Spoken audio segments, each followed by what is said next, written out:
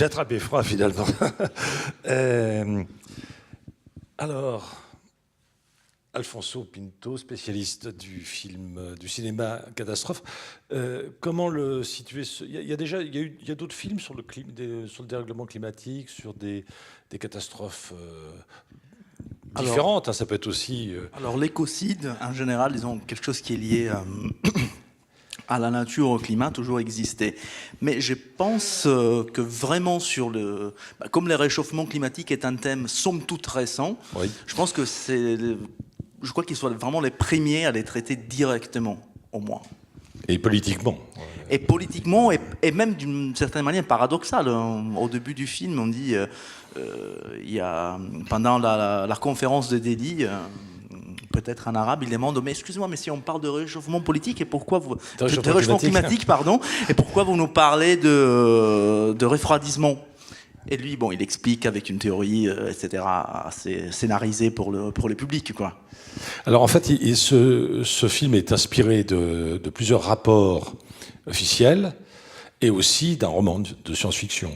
Oui, il est inspiré par un roman qui s'appelle Coming Global Superstorm, 1999, écrit à deux mains par messieurs Art Bell et Whitley Strieber, auteurs d'horreur et science-fiction, entre autres. Après, je ne sais pas si vous avez pu remarquer un petit détail du choix des acteurs, notamment les vice-présidents et les présidents. En fait, je lisais ce matin en cherchant des anecdotes sur ces films. J'ai vu un peu confirmer une théorie que j'avais. En fait, les acteurs qui interprètent les vice-présidents, c'est-à-dire le méchant du cas, et les présidents sont inspirés, les premiers par Dick Cheney, comme ressemblance vraiment physique, et l'autre un peu par Al Gore. En fait, les présidents, c'est assez évident quand même. C'est un Al Gore un peu plus jeune.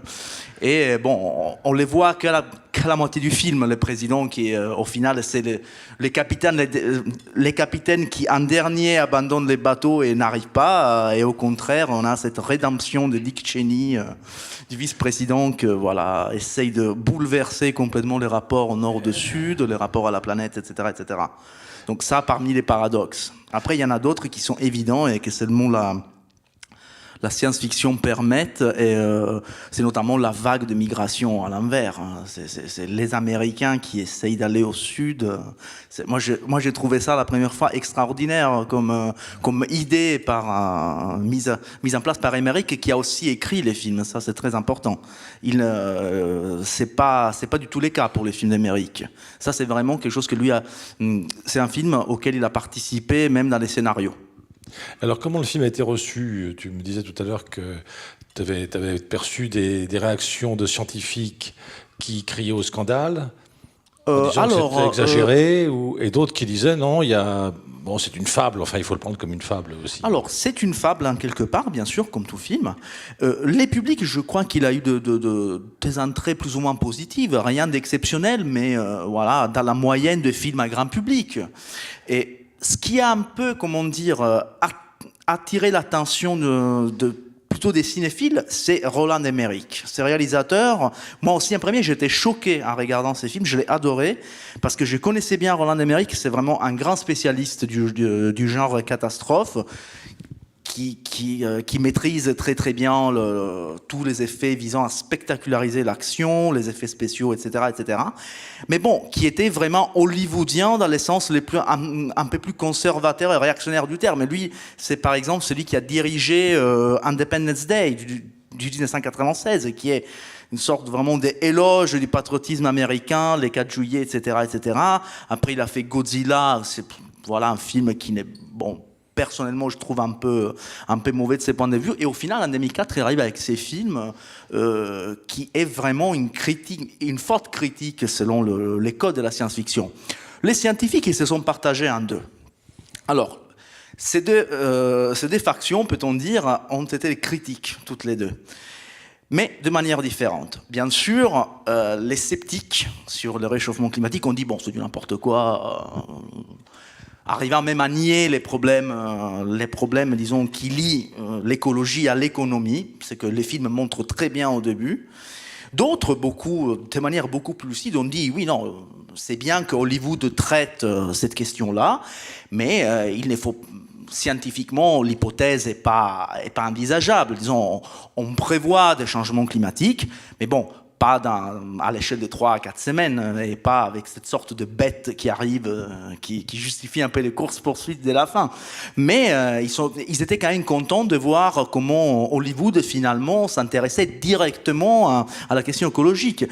Surtout parce qu'on sait bien qu'Hollywood est un milieu assez sensible à ces choses-là, mais bon, pas tant dans les films, en fait. Ils ont arrivé à apporter à l'écran de thématiques si fortes. À mon avis, ce n'était pas évident. Je pense que Roland Emmerich a dû galérer un peu. Ça, je ne peux pas l'éprouver, mais bon, vu son parcours cinématographique, arriver vraiment à faire des critiques si précises et si ancrées dans la réalité, malgré toutes les libertés de la fiction, ce qui est tout à fait normal. Bon, il y a des références directes au traité de Kyoto. Ça, c'est très important. Il y a aussi la fameuse question de l'inversion des frontières, ce qui est un sujet assez important aux États-Unis. Bon, on le voit aujourd'hui avec les nouveaux présidents, on va voir ce qui se passe. Mais bon. Donc, je pense que l'importance, c'est double. Double en soi, pour une question écologique, au-delà du fait que ça viendra dans 100 ans, ce sera un vrai réchauffement où ça va arriver la chaleur, ça on ne sait pas. Mais bon, c'est quand même une manière forte d'attirer l'attention. Et je pense qu'il soit beaucoup plus important par rapport aux nombreux documentaires, à d'autres films qui s'inquiètent justement, et bien à raison, sur le destin de la planète de ce point de vue, parce que ça c'est un film d'un grand public, et ça c'est vraiment un peu il faut apprendre à exploiter aussi Hollywood. Alors, ce qui, moi, m'a frappé dans ce film, c'est, avant de le sélectionner pour cette série de cette année sur le cinéma catastrophe urbaine, hein, précisément, j'avais hésité avec des films assez nombreux aux États-Unis de dérèglement climatique, mais par le biais d'ouragans, par le biais d'inondations massives, par le biais de ce qu'on appelle en japonais le tsunami, c'est-à-dire une vague portuaire. Et alors là, il y en a eu plusieurs avec Universal Studios. Quand on connaît ce studio à Los Angeles, pour ceux qui l'ont visité, on voit les lieux où on pratique justement ces incroyables trucages et montages qui donnent à voir évidemment une vraie ville dans un état d'inondation progressive et ensuite de submersion. Enfin bon. Mais alors, j'avais jamais vu cette transformation avec la neige, la glace. Et puis, avec quand même un dossier scientifique un peu documenté quand même. On peut pas. En le regardant pour la 3e ou 4e fois, j'étais quand même assez séduit par la qualité, du moins l'interprétation des savants, dévoués évidemment à la cause scientifique. Je pense à celui qui est le chercheur écossais, mais voilà, qui consacrent toute leur vie à ça, qui est aussi leur passion, et évidemment qui rejaillit sur leur vie privée, puisque le héros est un mauvais père, entre guillemets, même si c'est un personnage qui va être totalement admiré par son fils, parce qu'il est jamais là pour suivre le fait qu'il grandisse comme ça, parce qu'il est toujours en mission quelque part. Et en même temps, là, il devient un sauveur. Dans le genre catastrophe, là, tout site d'une part, et toute thématique confondue, c'est un film qui renouvelle un peu le genre, et si oui, en quoi? Oui, alors, d'abord, juste pour préciser, la réunion familiale, c'est vraiment quelque chose de très, très typique à Hollywood. Énormément de films catastrophes, au final, sont un grand contour global d'une reconjonction familiale. Et déjà, par exemple, dans 2012, que c'est un film du 2009, il y a un jeu de mots sur les titres, bon, et c'est toujours dirigé par Roland Emmerich, il y a cette même thématique, avec un père absent qui doit un peu reconquérir la confiance de sa famille, l'amour de ses enfants, etc. Et cela revient il y a même à plusieurs niveaux dans Independence Day, par exemple. Sauf que moi, je trouve ça très bien de voir un héros scientifique à la place du militaire, du président des États-Unis qui va combattre les extraterrestres. Je trouve ça très bien d'abord. Et c'est déjà une innovation. Non, moi, je pense que l'innovation, c'est une sorte de quête de justice qui a ces films. Et qui, à mon avis, fait suite opposition de Roland Emmerich que j'ai découvert ce matin, malgré que j'avais vu plusieurs fois ces films, j'ai découvert ce matin qu'il est vraiment un militant écolo, mais pas depuis toujours. Il a dû avoir une sorte d'illumination au bout d'un moment. Je ne sais pas, on ne peut pas savoir à quel moment, mais bon, j'ai pu apprendre qu'il a financé, par exemple, la campagne de la candidate démocrate californienne qui était très sensible à la question climatique. Qui finançait des petites recherches sur ces niveaux-là, etc., etc.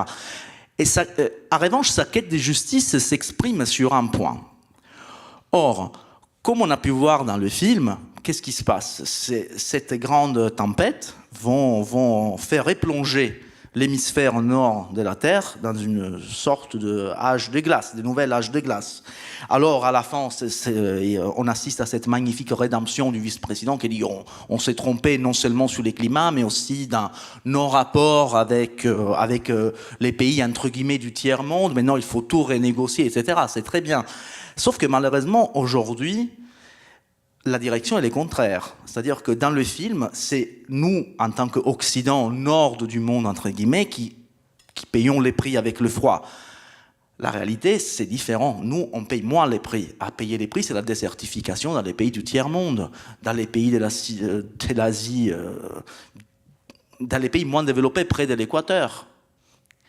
Aujourd'hui, les vagues des migrations, c'est pas non plus une théorie, sont forcément liées au réchauffement climatique. Il n'y a pas que les guerres, il n'y a pas que l'instabilité politique du Moyen-Orient. La plupart de gens qui viennent du Ghana, l'Occident par porte exemple, sa responsabilité du reste. Hein. Oui, non, bien sûr, non, ça c'est hors de question qu'on a notre responsabilité. Mais en revanche, la justice que ce film nous propose, c'est que bon, nous avons pollué pendant des siècles et nous payons les prix avec le froid. Aujourd'hui, malheureusement, non. Aujourd'hui, nous continuons de polluer et à payer les prix. Pour l'instant, ce sont encore les autres. Aujourd'hui, par exemple, j'ai lisé un petit essai-roman d'un collègue italien qui s'appelle « Des questions liées à l'Arctique ». Et il avait référencié plein de histoires liées au peuple du Nord et aux prix qu'ils sont en train de payer à cause du réchauffement climatique. C'est un prix il s'approche vraiment d'une sorte de génocide ou d'un déracinement total. Moi, je pense aux Samis, aux Inuits, etc., etc. Donc, en ce sens, c'est un peu utopique, ces films. C'est-à-dire, ce serait bien qu'on puisse payer nous-mêmes les prix un jour, mais pour l'instant, ce n'est pas encore le cas. Et ça, je pense que c'est une clé de lecture assez intéressante. Autre chose que moi, j'ai remarqué plus que dans d'autres films, et qui me semble non pas vraiment une innovation, mais une manière de, comment dire, jouer sur la couple réalisme-invention, réalisme-fiction, l'usage de la télé. Je ne sais pas si vous avez remarqué comment la présence de la télévision et des médias est omniprésente. Toutes les plus grandes séquences, à partir de la séquence de Los Angeles, comme celle de New York, sont comment dire, intercalé par un journaliste qui décrit en même temps ce qui est en train de se passer. Comme si, en fait, le réalisateur voulait nous dire, bon, ça passe à la télé, donc c'est vrai. Pour augmenter d'une certaine manière l'effet de réalisme sur quelque chose qui, bien évidemment, n'est pas réel. C'est un film d'anticipation. Ça se passe à nos jours, mais bon, on n'est pas encore à l'âge de glace. Bon, quoique, il y a une semaine neigé en Sicile, donc on ne sait pas. Alors, je dirais deux mots quand même sur le réalisateur, parce que c'est Roland Emmerich, qui est donc un Allemand qui naît en 1955, qui fait pas mal de documentaires et de films de télévision, et qui part aux États-Unis en 1990, où il décide de s'installer avec un de ses comédiens fétiches. Et là, à ce moment-là, on découvre effectivement un Roland Emmerich militant de la cause homosexuelle et effectivement pas très intéressé par la dimension environnementale, du moins dans sa vie quotidienne à lui et dans ses films. Et progressivement, effectivement, il prend conscience de ça et ça devient un thème récurrent maintenant dans ses dernières productions. Je voulais insister sur la musique parce que le musicien, le compositeur qui fait la musique de ce film, que je trouve assez bien bien adapté aux scènes, mais en même temps avec des standards un peu déjà entendus, enfin, sans grande surprise de cette façon. Il y a du pathétique, il y a du grandiloquent, il y a du... Mais en même temps, ça souligne à chaque fois l'émotion, l'aspect tragique de certaines scènes, etc. Et ce musicien, Harald Klösser, qui est un Autrichien, qui est né un an après Roland Emmerich, en 1956, va depuis plusieurs années travailler non seulement à la partition musicale, mais aussi au scénario. Donc là, on voit qu'il y a une association très intéressante qui est assez rare à Hollywood, où il y a une division du travail très précise. Et là, au contraire, le scénario est pensé, réfléchi, conçu collectivement. Et donc la musique participe grandement à la théâtralité, finalement, du récit filmographique qu'on vient de voir, qui est quand même très bien construit comme une dramaturgie, hein. C'est pas simplement comme ça un déroulé. Bon, effectivement, tu l'as très bien dit, il y a une fin heureuse, une happy end, qui a été conçue avec une musique qui vient renforcer cette réconciliation familiale de ce couple visiblement qui était divorcé. Enfin, ils habitaient plus ensemble. Bon, et puis tout d'un coup, là, les deux ayant une dimension dans leur vie professionnel de dévouement à autrui, là en tant que climatologue et elle médecin, bon, et avec en plus la touche encore plus sensible de s'occuper d'un enfant cancéreux. Donc on voit bien que là il y avait tous les ingrédients pour aussi faire un film un peu, alors j'allais dire pleurnichard, non, faut être sympa, donc un film émouvant, quoi, disons comme ça, voilà, qui nous intéresse aussi dans cet aspect, dans cette dimension humaine. Est-ce que c'est une question que je me suis souvent posée parce qu'elle est très discutée depuis longtemps, du reste, parmi les critiques de cinéma, c'est cette notion de genre. Est-ce qu'il y a, alors pour le western, pour le thriller, ok, la comédie musicale, ça c'est des genres qui sont assez bien circonscrits. Est-ce que le film catastrophe, parce que tu as utilisé l'expression anticipation, est-ce que le film, ou science-fiction, est-ce que le film catastrophe est forcément associé à l'anticipation, comme La Route, par exemple, qui est adapté d'un roman, ou comme Soleil Vert, qui est aussi adapté d'un roman, et donc nourrit finalement, au point de vue cinématographique, la science-fiction en s'inspirant d'elle d'un point de vue littéraire, ou est-ce qu'il peut y avoir des films catastrophes qui ne sont pas du tout des anticipations, qui se déroulent présentement et qui partent d'un fait divers qui se révèle être effectivement catastrophique, comme un tremblement de terre, comme un séisme, enfin, etc., etc. Bon, la question du genre est toujours compliquée au cinéma. Et il suffit, par exemple, d'aller sur Internet ou acheter des encyclopédies de différents pays pour voir comment on classe.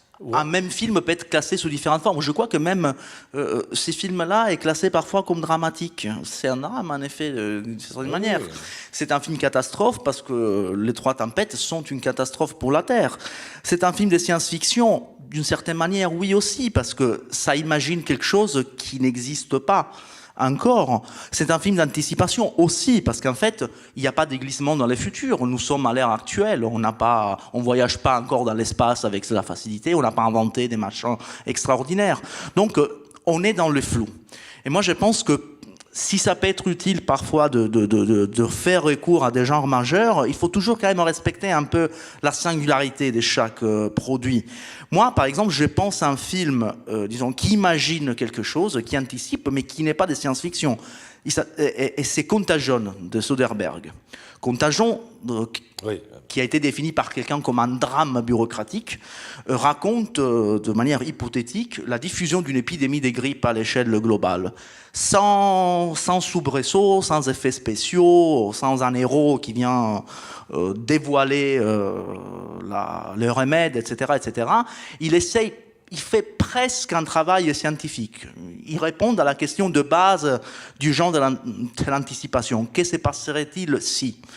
Et Steven Soderbergh essaye de nous donner des réponses en plongeant dans différents milieux. On a par exemple les blogueurs complotistes, on a le médecin qui fait son boulot, on a le porte-parole du CDC, du Centre de maladies de Atlanta aux États-Unis, on a un père de famille dont la femme meurt, etc., etc. Et il reste sur un plan extrêmement linéaire et réaliste. C'est de la science-fiction aussi. Bon. Ça, c'est une question que j'aimerais bien poser aux spécialistes. Alors, comme tu es italien aussi, et pas seulement un fin connaisseur de la France, est-ce qu'en Italie, il y a aussi cette classification? On parle de films de science-fiction, de films d'anticipation? Non, c'est science-fiction tout court. Tout court, anticipation, non, c'est une nuance que moi j'aurais trouvée en France et que moi je trouve extrêmement cruciale pour essayer de distinguer quand même la science-fiction, parce que c'est vaste. La science-fiction, je pense que c'est parmi les genres les plus prolifiques tant en littérature qu'au cinéma, bien évidemment, au XXe siècle. Donc, pouvoir procéder à donner des nuances, c'est pas non plus mal, je pense. D'ailleurs, même le statut cinéma catastrophe est très ambigu. Si l'on va dans un des sites de référence de cinéphiles, que c'est l'Internet Movie Database, qui donne des infos très précieuses, par exemple, le disaster movie, il est considéré comme un sous-genre. Donc il n'appartient pas au genre majeur qui reste le film de guerre, la comédie romantique, la science-fiction au sens strict, et le western, etc., etc. Après, bien sûr, nuancer, ça fait pas mal, en fait. On peut nuancer aussi sur un fait temporel, c'est-à-dire et se référer à la science-fiction de manière classique, à quelque chose vraiment qui nous projette dans les futurs. Ici, on est vraiment plus presque dans l'Uchronie, dans le présent alternatif. On n'est pas en 2300, on est à nos jours. Et surtout, c'est une tendance qui se répand énormément. Si l'on fait attention à ces derniers 5-10 ans, on voit comment de plus en plus la science-fiction correspond souvent à la catastrophe. Et surtout, on annule un peu cette projection vers un futur très très loin. Moi, je pense par exemple à une exception, ça peut être Wall-E, qui raconte un autre écocide, l'histoire du petit robot qui nettoie la Terre et qui est le dernier survivant d'une planète tellement polluée qu'elle a été abandonnée. Bon, là, par exemple, par contre, on prolonge l'action dans un temps loin de notre présent. Ici, on est aux limites. Ici, on est vraiment dans les présents alternatifs. Alors, réaction, question? Oui, bonsoir. En ce qui concerne le scénario du film, dans le cas d'une fonte de calottes glaciaires, désalinisation de l'eau et modification des courants sous-marins, d'après ce que j'ai compris. Quelle est la relation entre ce phénomène-là, et la vague monstrueuse? Là, je n'ai pas réussi à connecter les deux phénomènes. Eh bien, effectivement, moi non plus. Le problème, c'est qu'il faut accepter parfois les libertés fictionnelles. Donc, moi, je ne suis pas du tout un spécialiste des climats et des tsunamis. Et il faut respecter l'exigence de créer cette séquence. Moi, je connais bien Roland Emmerich, je sais que lui, il offre vraiment... il a cette grande qualité, et je crois que la séquence de New York ou celle de Los Angeles ont gagné un prix vraiment qui est réservé aux meilleures séquences d'action. Après, les relations scientifiques, bien sûr, moi je l'avais dit ce matin, j'avais essayé un peu de parcourir les débats scientifiques autour, et voilà, il y avait, laissons tomber les sceptiques, disons, les scientifiques alignés au pouvoir, même ceux qui ont apprécié les films ont dit, oui, bon, quand même, on est à Hollywood, un tsunami. Effectivement, il n'y a pas... Moi aussi, j'étais un peu perplexe par cette énorme vague, et surtout, j'étais perplexe par un autre détail. Dans les dernières minutes du film, on voit plusieurs fois des images de la Terre où on voit par exemple la neige qui, par exemple, aux États-Unis arrive jusqu'à la Floride, en Europe, elle arrive jusqu'à la Sicile, presque à la Tunisie. Et en revanche, je me demande si les froids étaient tellement intenses, pourquoi la mer n'a pas glacé? Parce qu'on voit toujours la mer entre un continent et un autre. Même dans la dernière scène où le spectateur a été amené à New York, où on voit que là où il y avait la mer, les personnages marchent. Quelques minutes après, dans les satellites, on voit qu'il y a encore la mer autour de New York. Bon, il faut être un peu... voilà, il faut pardonner ces licences. Un film reste un film. Oui, non, juste un mot dans la logique de ce que vous disiez là. La remarque aussi sur le mammouth. pour montrer que ben oui, ça peut se passer comme ça tout d'un coup finalement très brutalement pour justifier cet aspect du scénario quand il voit le mammouth qui est censé avoir gelé comme ça tout d'un bloc avec ce qu'il avait mangé dans l'estomac, etc. Je suppose que ça c'est pas comme ça que les mammouths ont fini, quoi. Mais après tout, peut-être je me trompe parce que moi j'ai un regard naïf sur ce film-là qui est assez formidable, je dois dire. Mais juste une petite remarque quand même. C'est vrai qu'il est de 2004 et j'ai l'impression qu'on est en 2017.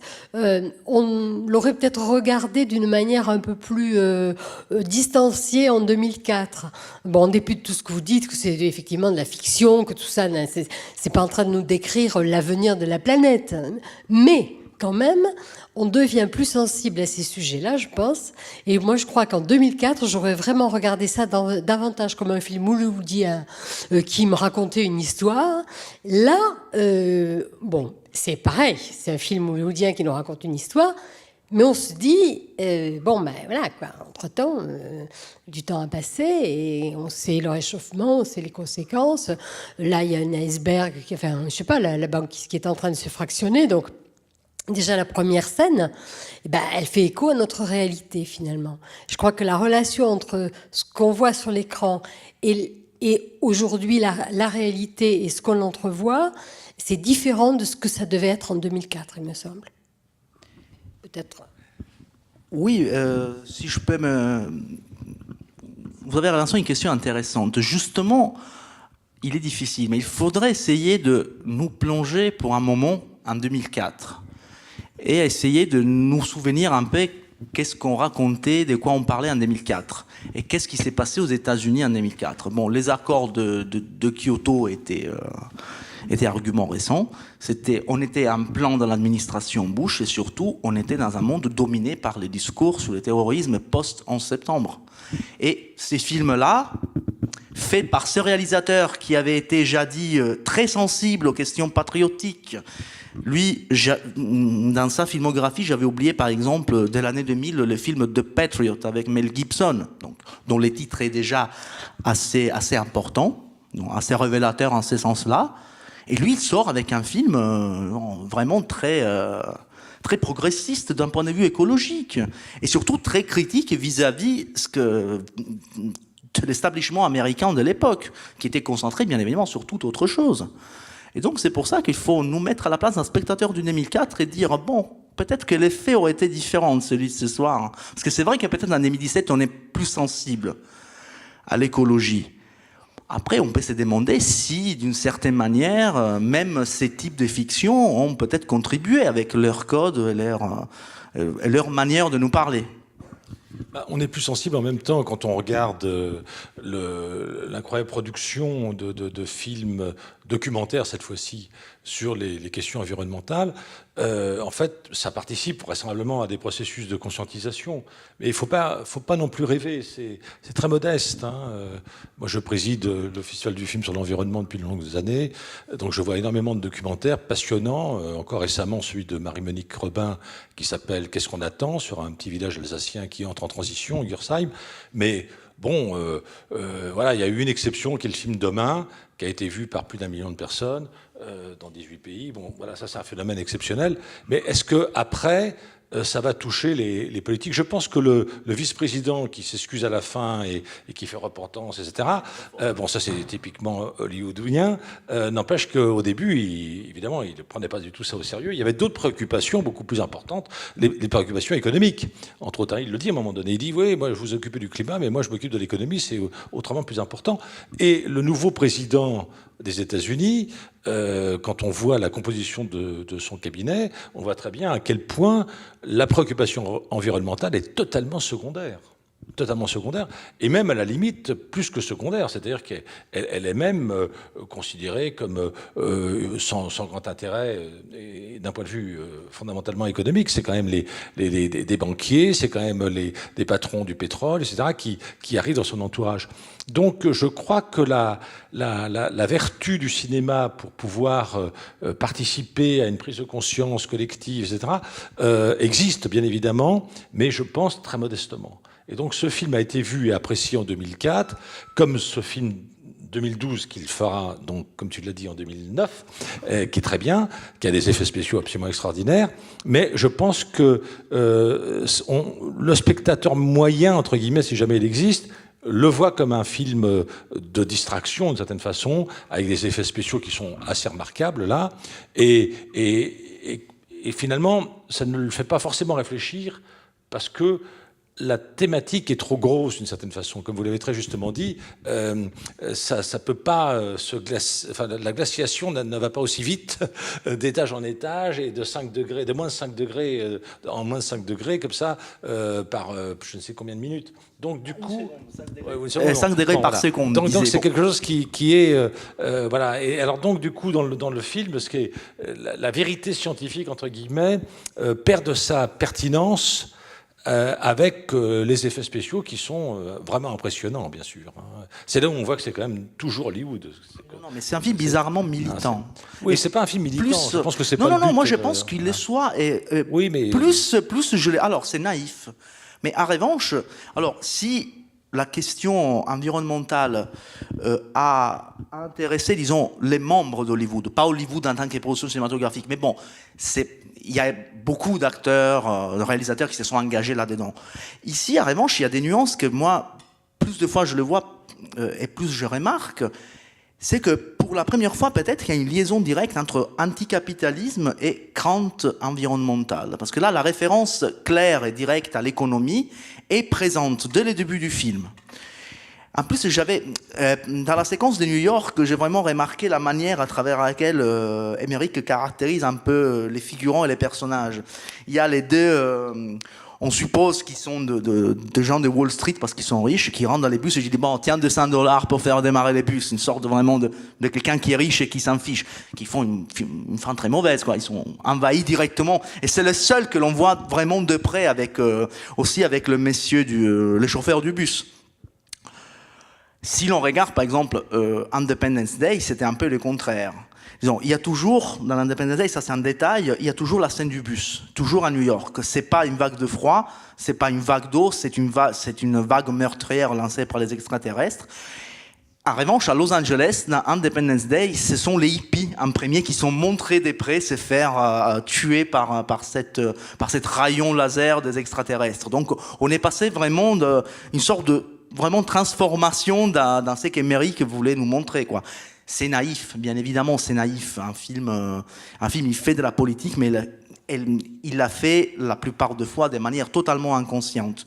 Mais quand même, justement, à raison du fait qu'il s'adresse à un public qui n'est pas venu au cinéma pour réfléchir, c'est quand même des messages directs, simples, qui donc peut-être, on aime bien croire, peuvent être d'une certaine manière efficaces. Ça, on ne peut pas le savoir. Hein.